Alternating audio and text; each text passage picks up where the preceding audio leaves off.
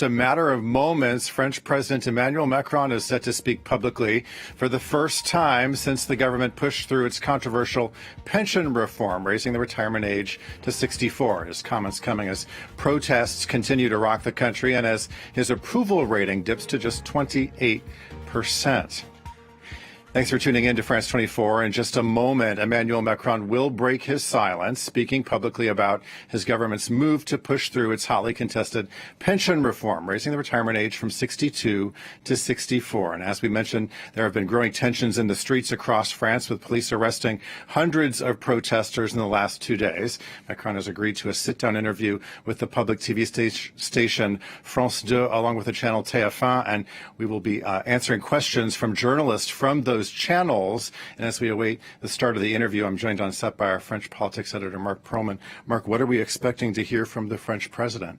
Explanations. He's been silent. He sent his prime minister, to fight in parliament. This was very chaotic in parliament.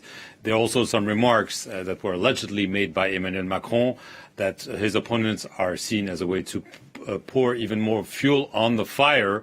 So he needs to explain himself because this has been very controversial. He also needs to chart a way forward. He has 4 years remaining on his mandate. He's already very, very weakened, not only in the polls, but politically. So he has essentially to send some signals that there might be other reform, more consensual reforms. But first of all, he'll need to explain why he did this and what he intends to do with this reform. Will it be promulgated?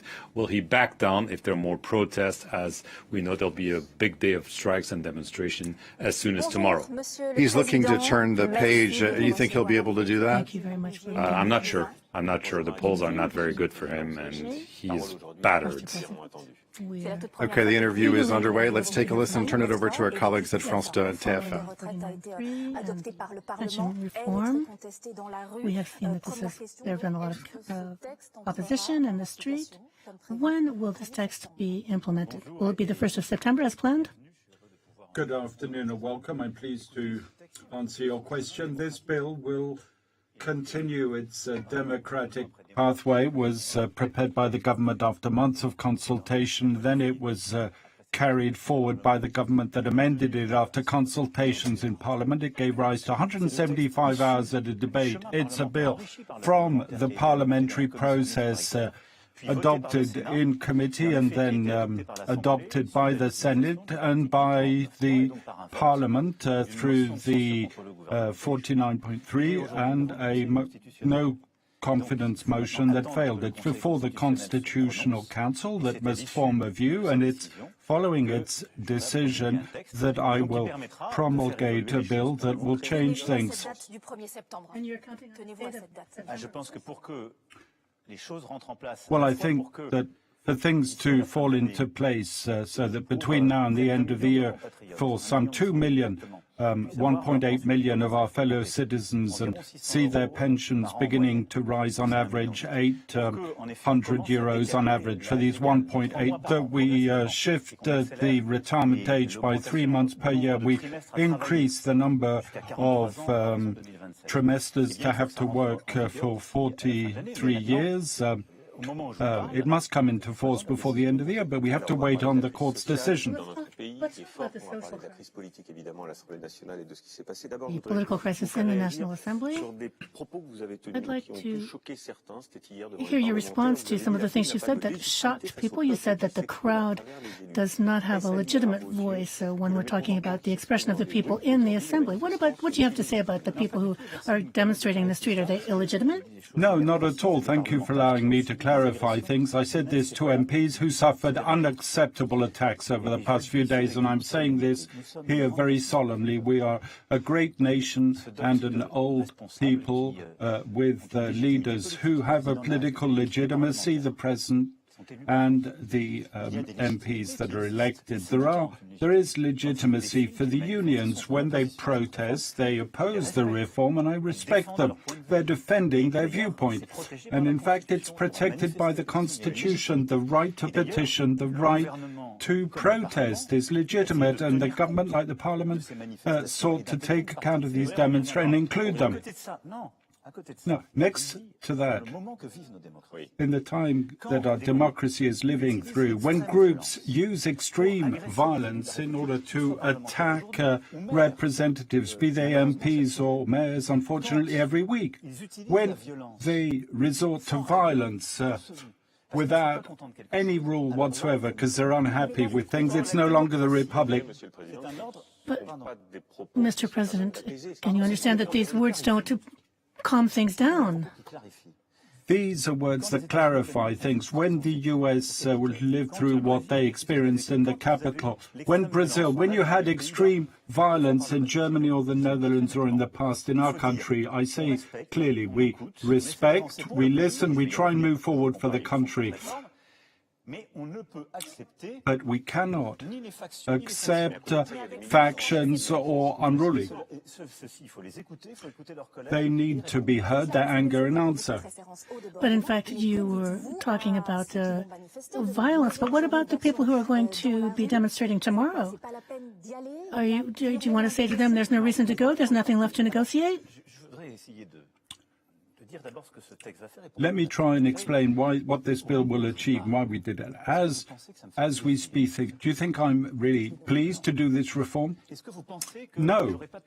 Do you think that I couldn't have done, like many before me, sweep the dust under the rug? Yes, maybe, but the reality here, there's one thing that I regret, is that we weren't able to share the constraint, more precisely, the need, the necessity for this reform. When I entered professional life, there were 10 million retirees. There are 17 million.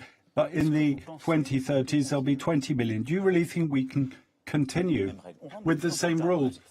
We enter professional life later and later. We live longer, and that's fortunate. We have a pay-as-you-go system. It's we, those who are working, who are funding the pensioners, not our own pensions. So there aren't any number of solutions to balance the system. It no longer is balanced. The longer we wait, the worse the situation will get. This reform is necessary.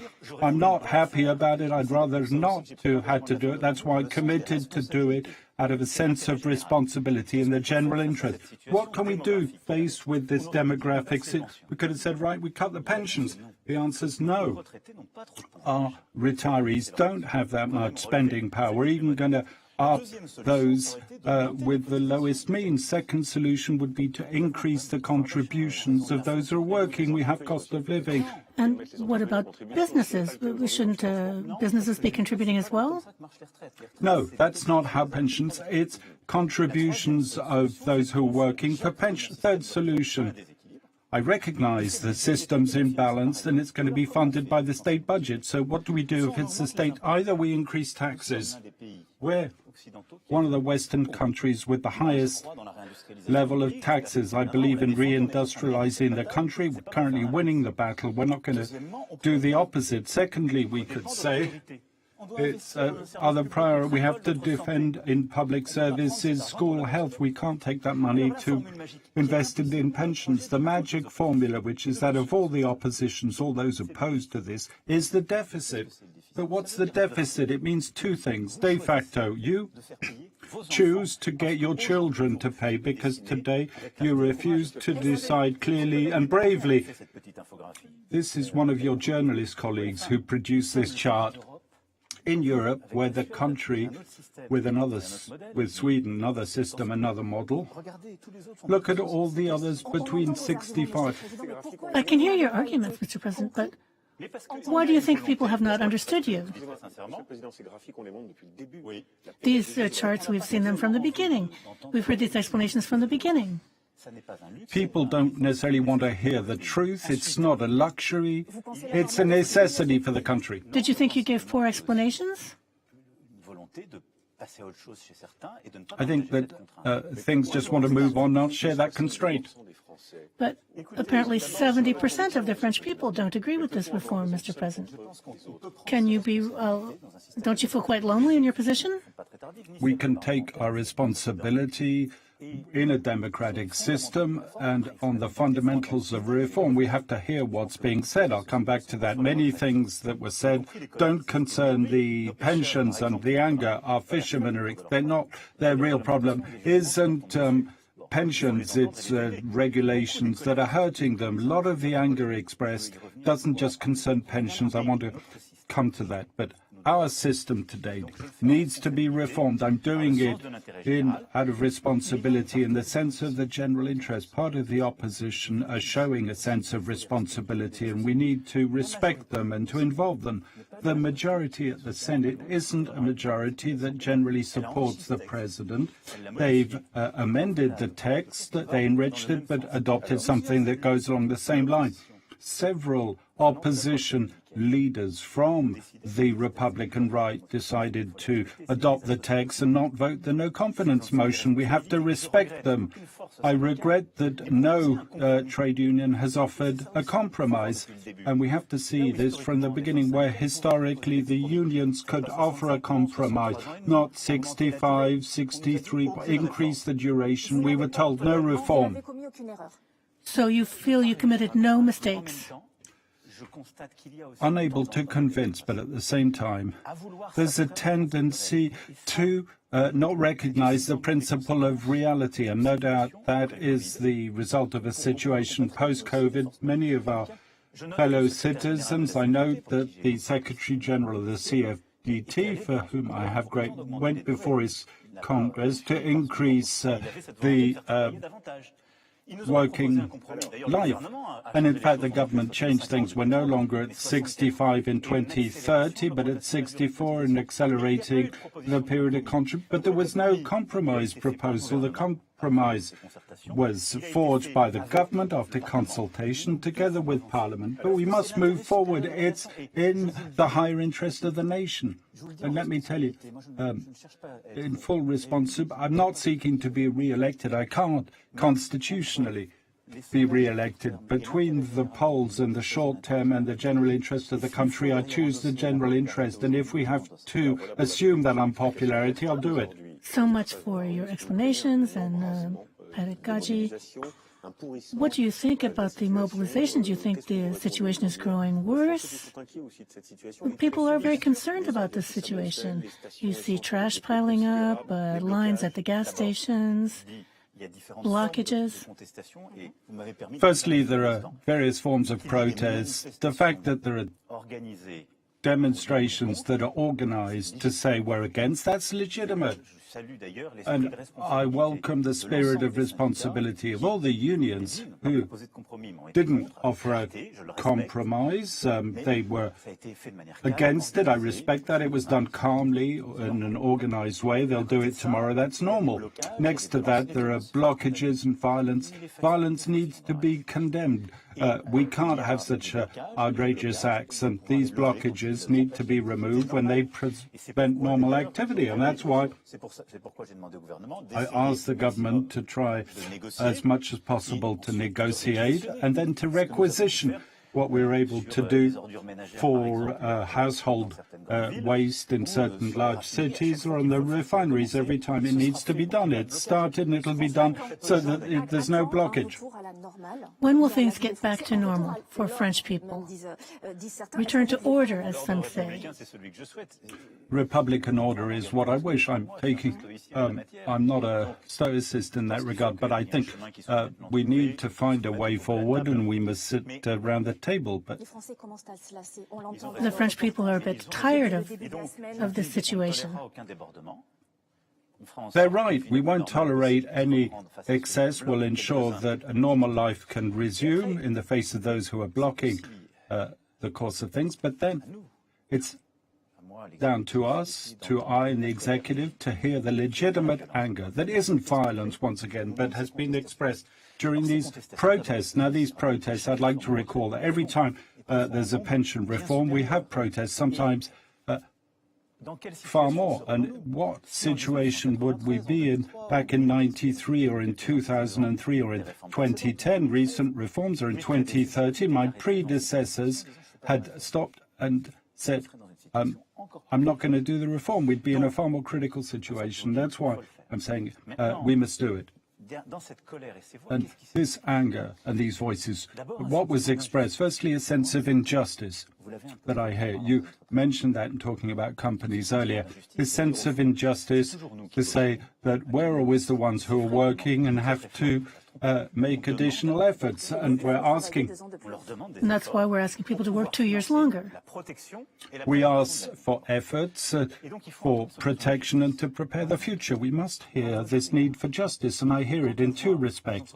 When we see companies that we've helped, and we've continued this policy for entrepreneurship to make us more attractive, but there is some degree of cynicism. When we have large corporations generating super profits and using that money to buy back their own shares, I'm going to ask the government to work to an exceptional contribution so that that money, when there are super profits, companies that are prepared to buy back their own shares, that their workers should benefit from that. A fair share. So a tax on super profits? No, but this tax on super profits, we did it for energy utilities Europe-wide to fund the energy cap, and that's why per month you're paying an increase of between 20, 30 euros on your gas and electricity bill instead of 200 euros. We did that by taxing the utilities. We've got large companies that are buying back their shares.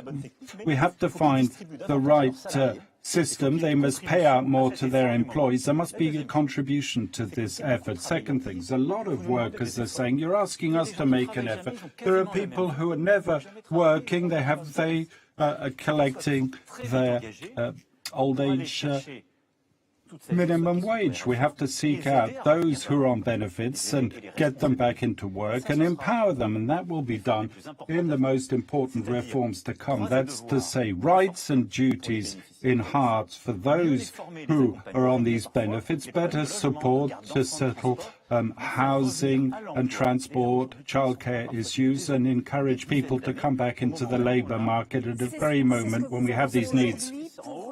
That's what you're announcing today in order to calm the situation down? These are initiatives that I want to open. There's a need for justice, and next to that, what we hear in the street, also protests on work. Many people, quite rightly, I was listening in the food sector, in Brittany, in industry, in the center of France, care workers, refuse collectors. It's difficult. They say that our backs are broken, age 60, and we can't carry on. That's true, but if we're honest, it's not 62 or 64. The problem arises at 55 or 58. So the real issue that's beginning to be addressed by governments and parliament in this bill is that of professional hardship and end of careers. We have to get to grips with it, because if we want to provide a response to this legitimate anger, a legitimate response, we'll have to wait a few days to re-engage with the social partners on very concrete issue. Professional hardship, end of career changes. Very often you need to change after 50. Why did you wait so long to bring these proposals forward? We've begun to do it. A lot of things on careers were done during the first term. We have to continue. We have to hear the anger. We have to accelerate. So professional hardship. But you waited for the anger to be expressed before you brought proposals forward?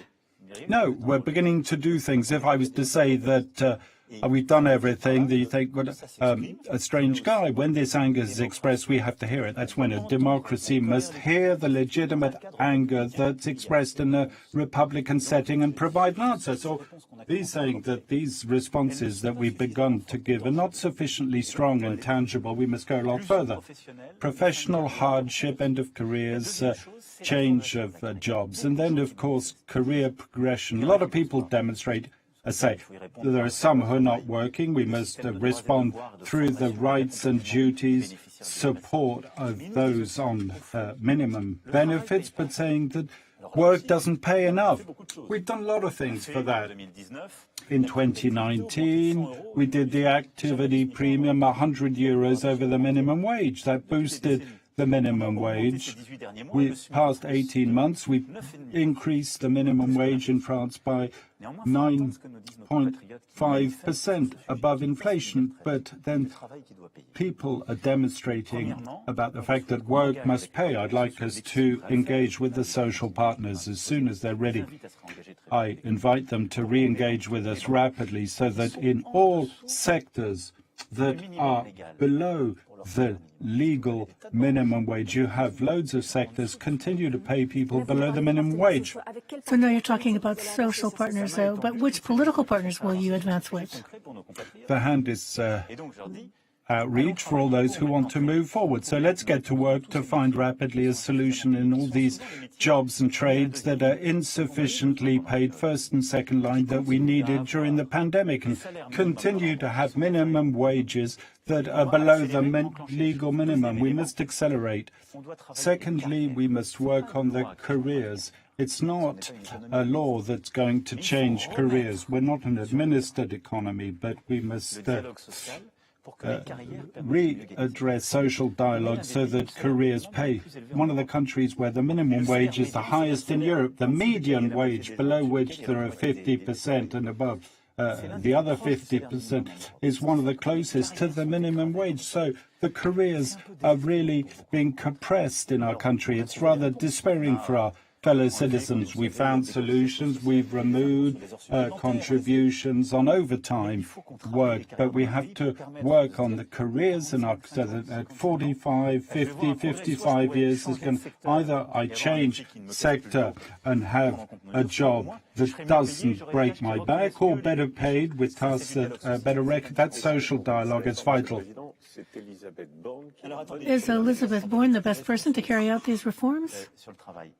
I'd just like to end on work on the substance. It's a key issue. We've begun the employment. I want to re-engage with the social partners soon. Do you have a schedule for that? Now, in the coming weeks, let's give ourselves a few weeks and re-engage, not big discussions, concrete discussions all around the table. So you're going to start calling the trade unions in? They're going to demonstrate tomorrow. I respect that. But then, of course, there's really the work ethic. I think we need to be very open, patient, and some demonstrators said it's not the pension that we don't want to work at all. And we have this crisis in many Western countries. We helped a great deal during COVID, and everything came out a bit out of sync. It's more difficult to convince. For several months, we paid to protect the country, and people didn't have to work, and we found other balance. And so the relationship to work needs to be reviewed. They're not intentions, they're commitment.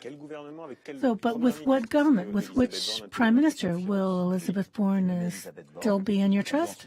Yes, I appointed Elizabeth Borne. She must have the trust and confidence of the Parliament. In accordance with our institution, she decided, having examined with all members of the majority and ministers for this reform, for it to be approved without any uncertainty, that she engaged the responsibility of her government 49.3, 100th time in our republic. It's a very solemn gesture. She assumed her responsibilities with her government. She said to Parliament, if you have an alternative majority, let's hear it. On Monday, it was demonstrated there was no alternative majority.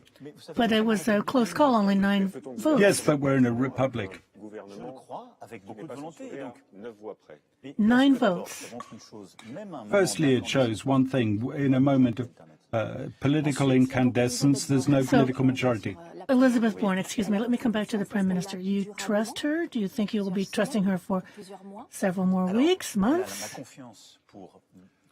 She has my confidence to lead this government team, or what I've asked her on the basis of what I just set out during the priorities. The course will return to that during our to build a legislative program and a government program with the leader of the House and the President of the Senate, whom I saw yesterday, in order to have fewer bills, shorter clearer bills to change things for our fellow citizens more tangibly. Not everything goes via the statute book. We have to act serving the priorities of our fellow citizens, do it very tangibly with elected officials, with government departments, and not everything via the statute book. We resort far too much to law and order. Build a government program for things to be clearer, ambitious, and calming. And the mandate I've given her is to continue to extend this majority to the best of her ability, with men and women of goodwill, left and right, or from the Greens, on the basis of the priorities and a government program. The Prime Minister will move forward, perhaps text by text. I'm not saying that we're going to have government and coalition agreements. We didn't do it at the beginning of the term. It's not our tradition.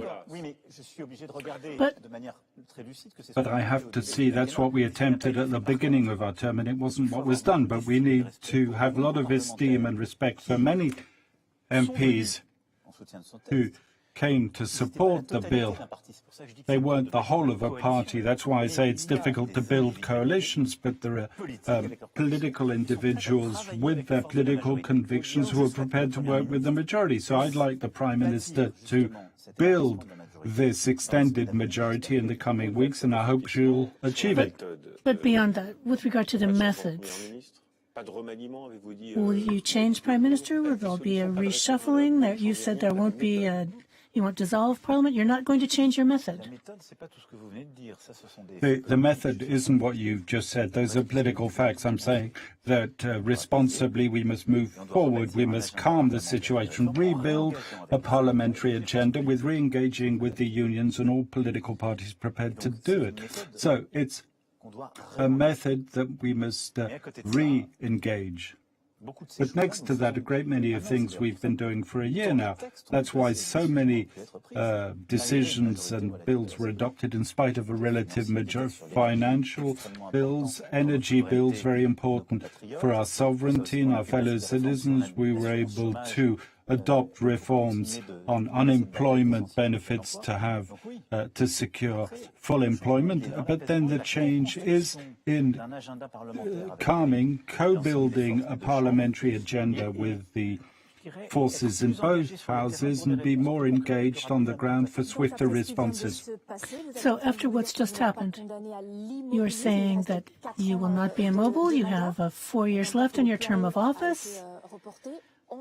We've seen that the water plan has been pushed back, the immigration program as well. Will the immigration law come before the Senate next week as planned? That's what we decided yesterday with the Senate leader and the leader of House. We're going to have shorter bills. There will be an immigration law, probably several immigration texts that will come forward over the coming weeks. Now, we're not allowed for our country to have a stoppage or to remain immobile. Many of our fellow citizens express these fears. They're afraid of major upheavals. The world is worrying that people slipping back with no more paracetamol. That's what Edouard Philippe said. He talked about immobility. Yes, he was at my side with all the majority leaders when I was conducting this consultation to engage with everyone. We just cannot afford to do that. And why have we reached this situation? It's because for decades we got the country used to spending and to no longer produce, or to produce less, and led between 1980 and 2010, before the financial crisis. We destroyed 2 million industrial jobs and continued to spend. So we've got our fellow citizens to say everything will be okay. You'll have more and more rights with your social model. We'll produce less and less. It won't work. It's a lie. So what have we done since 2017? We're waging this battle of full employment and reindustrializing the country. It's the core, and we're succeeding collectively. We've gone from 9% unemployment down to 7%. The over 50s are at 5% unemployment rate, the lowest for 15 years. And we have the youth unemployment rate that's the lowest for decades, highest level of working population. We're opening more factories than we're shutting. It's a first. We've created industrial jobs, and that's the heart of the battle. And that requires that we stand by the tax decisions for companies. If we want to continue to reindustrialize, we need more work, more capital on our reindustrialized lands that have suffered so much. Northern France is going to be one of the bastions for batteries, Eastern France on hydrogen and new energy, etc., etc. So yes, we'll continue to move forward at force pace. So these successes that you describe, employment, reindustrialization, they're the figures. Why don't French people, why aren't they listening to this? Why are they so angry despite this? We need to be wary when you say the French. If the French didn't perceive that and were very angry, I probably wouldn't have been re-elected less than a year ago, or with a relative majority. There are people who are angry. It doesn't mean that everything's fine for everyone. There are things that are working. We mustn't just look at what isn't working, but we're coming from a situation that rested on a form of illusion. Now we're re-engaging the country towards its future. I'm going to continue to move forward on a clear course. Firstly, full employment and reindustrialization, the France of 2030. We must re-become a great nation of R&D. And why didn't you do this before the retirement reform? We've done it for 5 years. You're talking about people having to work until they're 64 years old, but it's hard for them to find work when they're 55 years old. That section was quoted at length. I want to be clear about when I said that back in 2019. We launched the Labour decrees 6 months ago with the results that I'm speaking to a society with over 8% unemployment rate in 2017, a universal pension system, not to change the initial age because the report stated at the time there's no problem. After that expression that everyone quotes, what happened in our country? What world was people living in? We had COVID, we had war, we had inflation. The nation spent dozens of billions of euros to protect it, built up a debt that we depreciate over time, and our accounts worsened. During the 22 campaign, the situation's radically different. We began to win the battle for full unemployment by reducing unemployment by 2%. We began to reindustrialize. That's bearing fruit. All experts are saying you have a problem with your pension system. So yes, we need to move forward. That's why the mandate I asked for in 2022 isn't the same as 2017. You have talked about several developments that you want to work on in the upcoming months. Concretely, what would be the emblematic measure that you would like to put in place? Society doesn't work with an emblematic measure. Reindustrialization, full employment, France of 2030, win the battle of the net zero industry. Full employment, so the bills that we're going to adopt to get back to work those who are out of work and to succeed all the labor reforms. Second cause, Republican, 200 brigades of gendarmerie will be opened across the country, more judges, more registrars to increase the pace of the courts, and a military defense bill for our armed forces to protect ourselves. That's Republican. Third is progress, to live better, school, health, the environment, the school after the summer break to replace the teachers, which isn't the case today. It's very That's far a from priority. the case. Second thing, the countryside, because we very often have to continue to shut down schools, but we have multi-level classes, that we meet the rural needs, that we reform vocational training for our young people. So that's quite a lot of things to undertake. Yes, there are many projects, huge ambitions. School, health this year, to have a general practitioner for each of our And this for the end of 2023?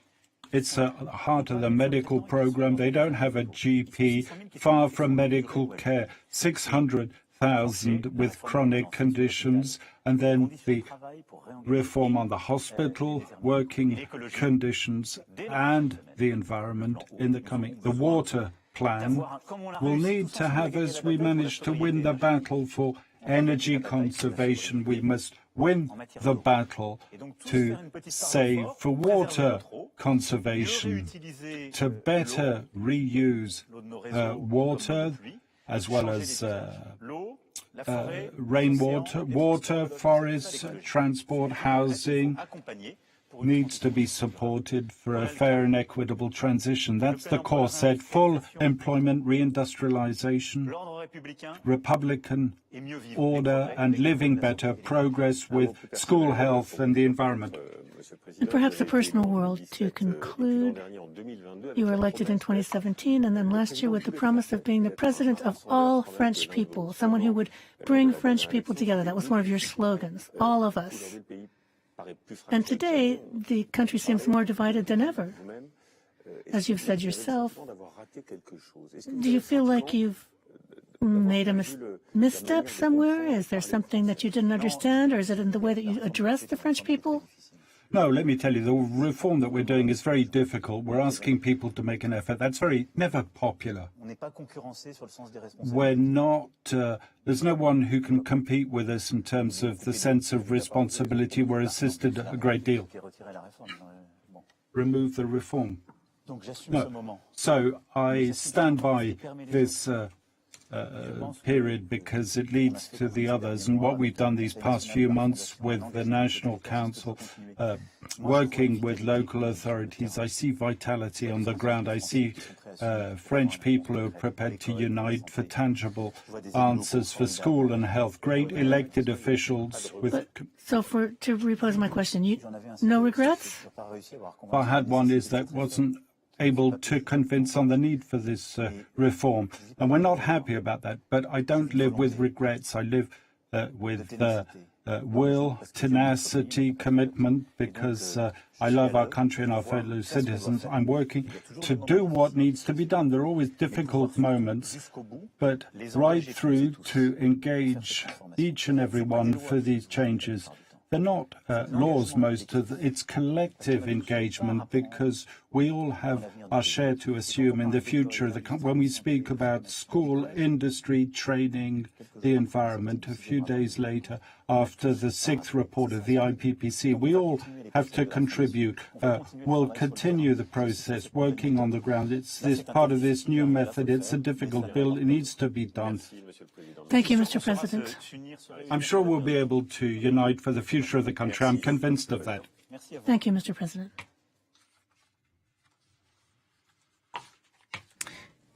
Listening there to French President Macron saying he has no regrets. He wants pension reform implemented by the end of the year. That, of course, includes changing the retirement age from 62 to 64. Prime Minister Elizabeth Borne is staying put. No government reshuffle. In fact, the president says he has confidence in her and that she has a mandate to enlarge a majority. I want to bring in our French politics editor, Mark Perlman. Mark, what did you make of what Macron had to say? He seemed quite defiant here. Yes, this is typical. Emmanuel Macron, clearly, he likes to engage, to debate, to fight, rhetorically, obviously. As you said, he is standing his ground. He said this reform, pending review by the Constitutional Court, will be implemented. He said by the end of this year. The plan was September 1st, so there might be a bit of a delay, but clearly he's not backing down. He is saying, this is something that we need to do. He asked rhetorically, do you think it makes me happy to do this reform? Absolutely not. But we need it.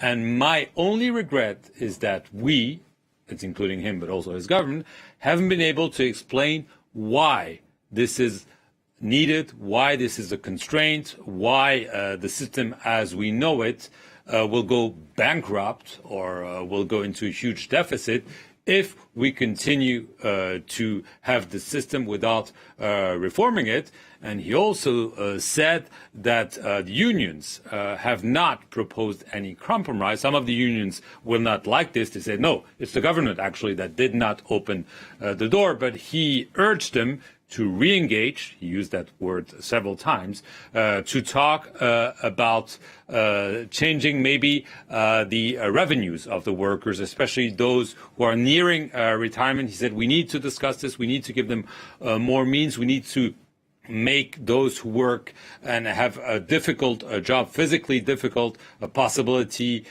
to earn a better life or to change jobs. He said, we really need to sit down after all this is over, but obviously this is wishful thinking because, as we know, the unions have called for a big day of strikes and demonstration, and I can tell you they will not be happy with what they've heard because Emmanuel Macron has given no indication that he will not promulgate this bill and that he is aiming to go ahead and push forward.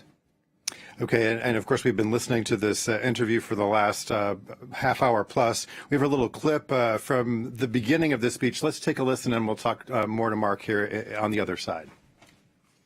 For things to fall into place so that between now and the end of the year, for some 2 million, 1.8 million of our fellow citizens and see their pensions beginning to rise on average 800 euros on average. For these 1.8, that we shift the retirement age by 3 months per year. We increase the number of trimesters to have to work for 43 years.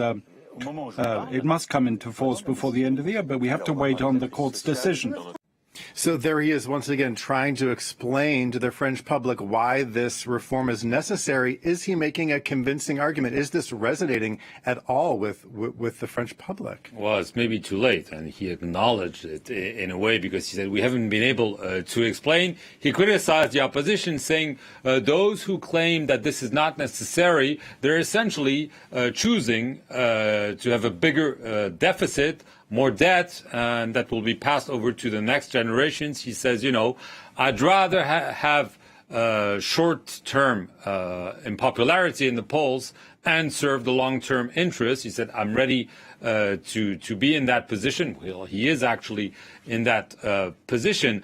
But all the other points that he's making say, you know, we have to talk about the environment, about school, about health, about building more factories, make sure that the unemployment keeps coming down, is probably falling onto deaf ears in the streets of the unions, because the unions are saying, well, Emmanuel Macron is not listening. He already was forced to railroad this reform through a parliament. He barely, well, his prime minister, but it's him in the end, barely survived a no-confidence motion despite having a majority.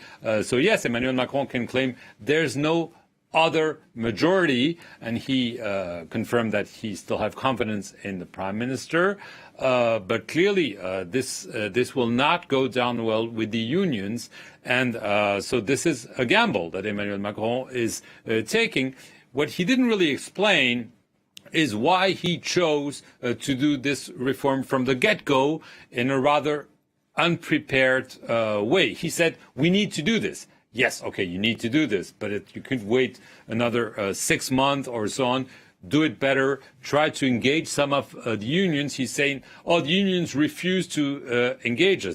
Some of the more reformist unions, especially the CFDT, have said, we've tried time and time again to engage the government, but they've decided what they wanted to do, and the changes they made in Parliament are only cosmetic change. It doesn't touch the heart of the reform, which is pushing the retirement age from 62 to 64. Obviously, Emmanuel Macron, he took out a graphic showing that in France, you retire at 62, whereas in most other European countries, it's much later. Obviously, the critics will say, well, the system is not exactly the same. But yes, Emmanuel Macron is in a difficult position. He said, I hear the anger, I hear the wrath of a lot of people. It's legitimate as long as it doesn't become violent. And he clearly drew the line between the protest organized by the unions. He said, I don't have a problem with that. I have a problem with those who are trying to use this with violent means. But obviously, the polls are probably going to show that Emmanuel Macron did not convince a lot of people. What he's hoping is that he'll be able to weather the storm, that the unions will get tired, people will get tired of striking and not being paid, that there might be some violence that might turn some people against the movement. And once the bill becomes law, people will say, okay, he might have won and let's turn a page. But again, this might be wishful thinking. The answer will probably be in the next few days and next few weeks, more on the streets of France than in the halls of parliament. It's interesting to hear Macron say that he's ready to accept unpopularity over this pension reform. Mark, stand by, because I want to bring into the conversation Yves Saint-Omer. He is a professor of political science at the University of Paris, Vincent Saint-Denis. Thanks so much for being with us here on France 24. So another national strike has been called for Thursday. Garbage, as you can tell, has been piling up. Here in the French capital, there are more calls for labor action on the horizon. Did Macron's comments here this afternoon do anything to calm the tensions? No, probably not. I mean, the president wants to shift the discussion, the conversation to other issues. But the main issue now is the reform of the pension system. And on this, it just say, we go on.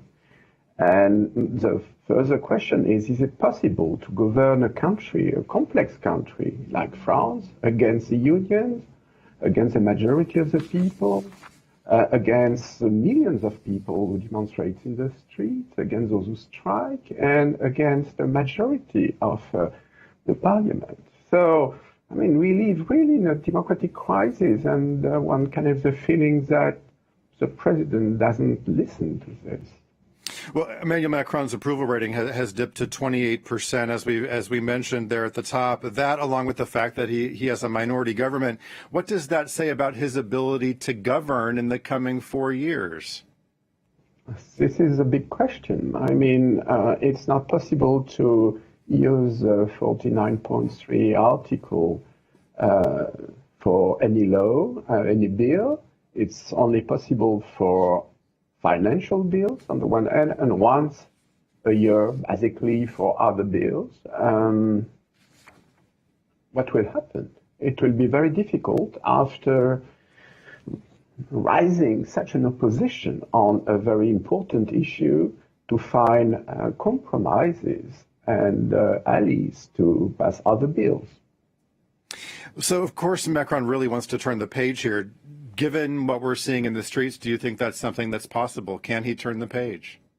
It will be very difficult. I mean, nobody can say what will happen in the streets, but one can predict that a lot of people are really obsessed, angry. I mean, at the time being, hundreds of people, very often young people, are arrested in the street and then released after a couple of hours without being convicted. It's not a good dynamic for democracy. It's not a good dynamic for a country. Mark Perlman, we were talking a little earlier, Macron said as the chief executive, it's his job to hear the anger of the people. He hears the anger. Do you think the people in the streets feel heard?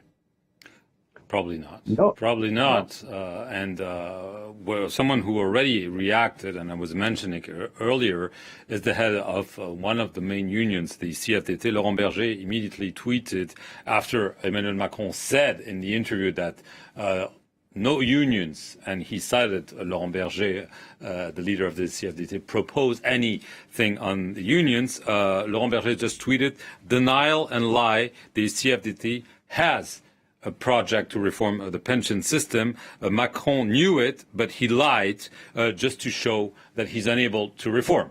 So that's not a very good omen if you have one of the main union leaders immediately reacting to the interview and just before a day of strike and demonstration. He is one of the so-called moderate union leaders. And so obviously Emmanuel Macron was aiming at him when he said the unions had not proposed any compromise. But it shows you, to answer your question, that there's no dialogue with the unions right now. And the unions have never been united in the way they've been for the past decade. Even during his first mandate, Emmanuel Macron tried to reform the pension system. It was a different system, and he had the CFDT on board. This time, they're against him, and clearly the interview today will not help soothe the anger of the unions. So when Emmanuel Macron says, I want to sit down with the unions, we want to sit down with you in the coming weeks to talk about jobs, to talk about earnings for those who work late or have hard labor and so on, it's unlikely that they will tell him, sure, Mr. President, let's meet tomorrow at the Élysée Palace whenever you want, because the thing you don't want to talk about with us is the pension reform and pushing the age from 62 to 64. This is a no-go for us. Well, so we won't discuss this. And so that's how why there's a problem. You have a breakdown of social democracy, as it's known here in France. And you also have nearly a breakdown of parliamentary democracy, because the government was forced to use the Article 49.3. Yes, it's legal. Yes, it's constitutional. But yes, it's a last order measure. I mean, this is the thing you do when you don't have a majority. And he's supposed to have a majority. He was reelected. He has a relative majority. He was hoping to get the Conservatives to side with him, making concession after concession to make sure they would accept his proposal. And it didn't work. So essentially, Macron, too, is in much more dire straits than Macron 1, because already he seems like a lame duck, and he really needs to re-engage the unions, re-engage political parties, because if not, he risks being seen as aloof and to alienate a lot of French people, not only those who are on the streets, but those who, according to the polls, oppose this reform and oppose the way Emmanuel Macron tried to impose it in Parliament. And of course, if we believe the public opinion polls, this pension reform from the government remains widely unpopular. Of course, we're seeing protests in the streets in the past few days, hundreds of arrests here just in the capital. Let's take a listen to what some protesters have been saying. They're defending their viewpoint. And in fact, it's protected by the Constitution, the right to petition, the right to protest. Next to that, in the time that our democracy is living through, when groups use extreme violence in order to attack representatives, be they MPs or mayors, unfortunately every week, when they resort to violence without any rule whatsoever because they're unhappy with things, it's no longer the Republic. I apologize for that. That was actually President Macron speaking about the protesters. I want to bring back in Yves Saint-Omer. I heard you beginning to respond to that previous question about the anger that the French public must feel. Do you think that people who are protesting in the streets feel heard by President Macron? No, clearly not. I mean, it was more what we call in French, un fin de non-recevoir. You don't want to hear the protest and to want to go forward and turn the page. I mean, we'll see what happens in the next days, but the probability of violent protest will raise. Too many people are really unhappy with what is going on, and they have good reason for this, because they have the feeling that democracy has not worked. And we have to shift the way of making politics, and we have to shift the system in France. Otherwise, I think that our democracy, which is actually under threat, will become will go in a very dangerous situation. Mark Perlman, I mentioned this earlier. Macron saying that he's willing to accept unpopularity over this whole pension reform, his popularity dipping to 28%. Do you see that changing? This is just something he's willing to accept. He's willing to accept this, first of all, because he doesn't have a choice, and he knows he's not up for re-election. He mentioned it, actually, in the interview as a justification for doing that unpopular reform. He said, people might not like it. What he's hoping is that people will eventually understand it, that it was needed for financial purposes. So yes, this is his hope. He also knows that he has 4 years to go, so his popularity might only be temporary, and that he might rebound if there are other issues. That's why he's so eager to turn the page. That he said, and it's true. That's absolutely true. In history, those reform of the pension system, because this reform touches everyone. And so you essentially know that it's going to be painful and controversial, and there are going to be strikes and demonstration. There have been strikes and demonstration against every reform of the pension system, including the one that was much more consensual by Emmanuel Macron himself during his first mandate, when he had an absolute majority in Parliament. And despite that, there were days, weeks of demonstrations. This was cut short by COVID in March 2020, but there was already a very strong opposition. So Emmanuel Macron basically is saying, history tells us that it's not going to be easy, but some of those reforms have been implemented, including raising the retirement age. For example, in 2010, from 60 to 62, there were weeks of demonstrations. People tend to forget, but he's hoping that eventually this will be accepted. There might be one thing that could intervene, is the Constitutional Council, as it's known here, is currently reviewing the bill. The Prime Minister asked the Constitutional Council to do this, as well as opposition parties. And there's a possibility that the Council might consider, first of all, the way this reform was presented in Parliament. This is a bit technical, but it was essentially presented as a financial text. And therefore, the government used several articles of to hasten the discussion in Parliament. And some might say this is not a financial text. It goes beyond purely financial aspects. So it might be deemed at least partially unconstitutional. So that might be something that could happen. And this is why Emmanuel Macron said, I want to see this implemented by the end of this year, because he knows there could be hurdles, and that could change the equation again. But for now, at least, Emmanuel Macron has said, I want this to go through. People might not like it. They might not like me. They might see me as someone who's doing something that's harmful to them. But eventually, he hopes they'll recognize that it was needed, and they will accept it, and eventually tell me in a few years that I was right and that they were wrong. But for now, this is not how it's perceived by a majority of the French, and not how it's perceived by the unions.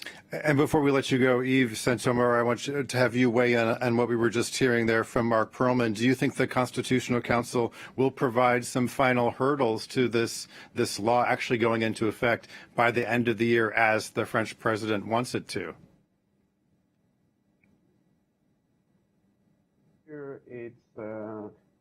It's a borderline situation, and the Constitutional Council could say that the process which has led to the adoption of the law is not constitutional, at least partly. This said, because it's borderline, the decision can be yes or no, and we'll see. To some extent, one could hope that the Constitutional Council will say it's not constitutional, because it would be a possibility to open the floor again to a real deliberation, to a much better process. But let's see. Okay, we'll have to leave it there. Yves Saint-Omer, Professor of Political Science, University of Paris. Vincent Saint-Denis, thanks so much for joining us here on France 24. Of course, thanks to our French politics editor, Marc Perlman, for helping us navigate all of this afternoon. That's it for now. We'll be right back with more news here on France 24.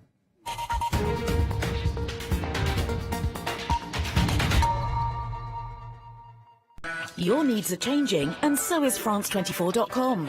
With articles, reports,